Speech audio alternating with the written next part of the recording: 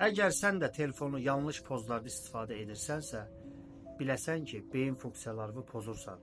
Ümumiyyətlə, boynu bükülmüş vəziyyətdə, baş aşağı sallanmış vəziyyətdə uzun müddət telefon istifadə etmək teknik deyilən problem yaradır.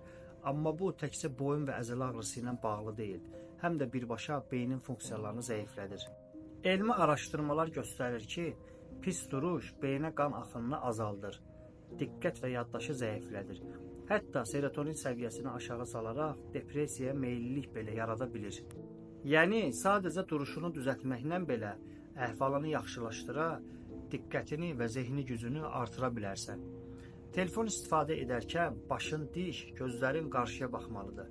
Eynən mənim çəkdiyim tərzdəki kimi və 20 dəqiqədən bir fasilə verməlisən. Hal-hazırda gördüyünüz pozlarda telefon istifadə etməməyə çalışın. Nəinki telefon, kompüter arxasında olarkən belə, yatarkən belə, oturarkən belə başınızın dik olmasına fikir verin. Unutma, uzun ömür və sağlam həyat hamısı sənin vərdişlərinlə başlayır. Sənin hər xırda gördüyün nüans, hər xırda gördüyün detal belə sənin birbaşa sağlamlığına təsir edə bilir.